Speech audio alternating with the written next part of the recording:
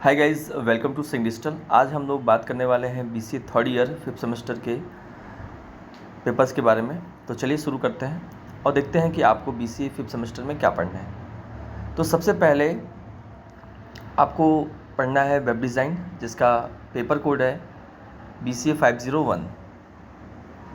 ठीक है, तो यूनिट 1 में आपको यहाँ पे ओवरव्यू ऑफ इंटरनेट के इंट्रोडक्शंस, WW के बारे में आप देखते हो, TCP/IP के बारे में, जहाँ पे आप different protocols HTTP, telnet, FTP, URL, email, domain name, web browsers के बारे में आप यहाँ पढ़ते हो।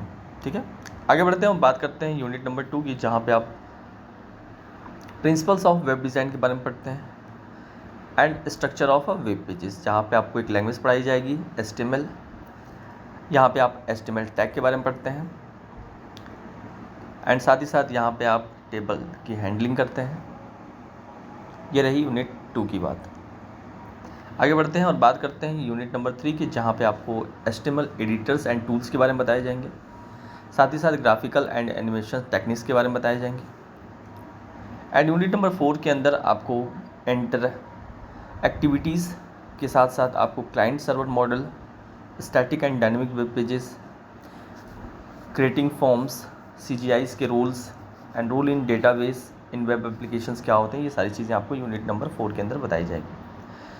एंड लास्ट यूनिट में यूनिट नंबर 5 के अंदर आपको वेब टेक्नोलॉजीज़ के ओवरव्यूज़ दिए जाएंगे and various web technologies and उसकी एप्लीकेशंस के बारे में बताया जाएगा, like JavaScript, ASP, active server pages, Macromedia, flash, embedded Java एप्लेट्स in a web page आपको बताए जाएंगे। तो ये रहे BCA third year fifth semester के फर्स्ट पेपर के बारे में। यहाँ पे आपको यूनिवर्सिटी के द्वारा कुछ बुक्स सजेस्ट की गई हैं, आप देख सकते हैं। इसमें से कोई भी बुक आप परचेज़ कर सकते हैं या लाइब्रेरी से लेकर पढ़ सकते हैं। ठीक है, आगे बढ़ते हैं और बात करते हैं अपने दूसरे पेपर, फिफ्थ सेमेस्टर के दूसरे पेपर के बारे में, जिसका नाम है डेटा माइनिंग एंड इसका सब्जेक्ट कोड है 502।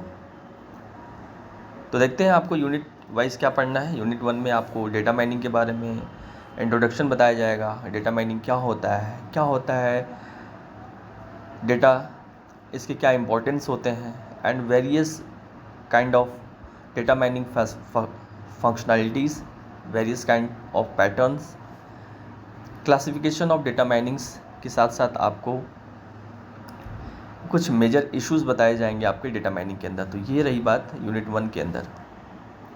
आगे बढ़ते हैं और बात करते हैं यूनिट नंबर 2 की, जहाँ पे आपको डेटा प्रोसेसिंग के बारे में बताया जाएगा, process data descriptive summarisations and measuring central tendency के बारे में बताया जाएगा।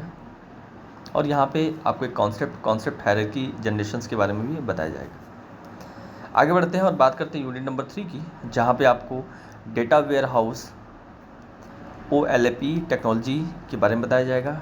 आप यहाँ पे अच्छे से डेटा वेयर हाउस को समझोगे, इसके आर्किटेक्चर को समझोगे एंड इसके इम्प्लीमेंटेशन को आप देखोगे। तो ये रहे यूनिट नंबर 3 की बात।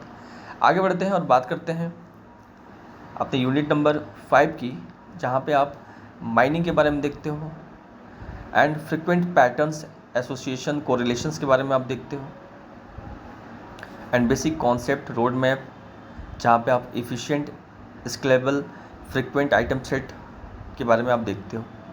इसके साथ ही साथ आप association mining, correlations, constant based association mining के बारे में भी देखते हो यहाँ पे। ठीक है, आगे बढ़ते हैं और बात करते हैं यूनिट नंबर 5 की, जहाँ पे आपको एप्लीकेशन ट्रेंड्स के बारे में बताया जाएगा, जहाँ पे आप data mining, application of data mining, system products, research, prototype के बारे में आप पढ़ते हो।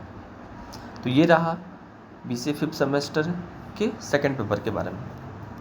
यहाँ पे आपको यूनिवर्सिटी के द्वारा बुक सजेस्ट की गई है, यहाँ पे एक ही बुक सजेस्ट की गई है, तो आप इसको लाइब्रेरी से देख सकते हो या आप इसको परचेज़ करके पढ़ सकते हो। ठीक है, आगे बढ़ते हैं और बात करते हैं अपने लास्ट पेपर्स के बारे में, जो आपको BCA फिफ्थ सेमेस्टर में पढ़ना है, जिसका नाम है .NET फ्रेमवर्क एंड C#, जिसका सब्जेक्ट कोड है BCA 503। तो चलिए हम देखते हैं यूनिट वाइज आपको क्या पढ़ना है। तो यूनिट 1 में आपको इंट्रोडक्शन ऑफ .NET फ्रेमवर्क के बारे में पढ़ना है, common language, run time, common type systems, common language specifications के बारे में आप देखते हो एंड इसी में आपको गार्बेज कलेक्शन के बारे में भी बताया जाता है, ठीक है, जब आप कॉलेज में पढ़ोगे। आगे बढ़ते हैं और बात करते हैं अपने यूनिट नंबर 2, जहाँ पे आपको सी शार्प बेसिक्स के बारे में पढ़ाया जाएगा, जहाँ पे आप introductions, data type, identifiers, variable and constants के बारे में देखते हैं। एंड साथ ही साथ आपको यहाँ पे ऑब्जेक्ट ओरिएंटेड प्रोग्रामिंग के कॉन्सेप्ट भी बताए जाएंगे, जिसमें ऑब्जेक्ट क्या होता है, क्लास क्या होते हैं, एरे एंड स्ट्रिंग के बारे में बताया जाएगा। Dot net framework and C sharp एक प्रोग्रामिंग लैंग्वेज है, तो ये 5th सेमेस्टर में आपको एक प्रोग्रामिंग लैंग्वेज भी पढ़ने को मिलेगी। आगे बढ़ते हैं और बात करते हैं अपने यूनिट नंबर 3 की, जहाँ पे आपको सी शार्प यूजिंग लाइब्रेरीज बताई जाएंगी यहाँ पे, जिसमें namespace systems, input output, multi threading, networking and sockets के बारे में बताया जाएगा। साथ ही साथ डेटा हैंडलिंग, विंडोज़ फॉर्म्स कैसे क्रिएट होते हैं, ये सारी चीज़ें आपको यहाँ पे बताई जाएंगी। आगे बढ़ते हैं और बात करते हैं यूनिट नंबर 4 की, जहाँ पे advance features using C sharp आपको यहाँ बताए जाएंगे, जिसमें web services, Windows services, messaging reflections, COM and C sharp localisations के बारे में बताया जाएगा।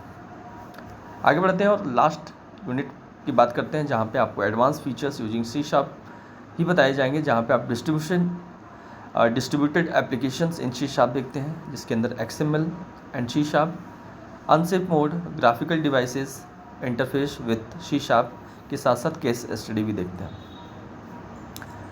यहाँ पे आपको कुछ यूनिवर्सिटी के द्वारा बुक सजेस्ट की गई हैं, इसमें से आप कोई भी बुक लाइब्रेरी से ले सकते हैं या आप इसको परचेज कर सकते हैं। मैं रिकमेंड करूँगा फर्स्ट बुक आप देख लें और इसको पढ़ सकते हैं।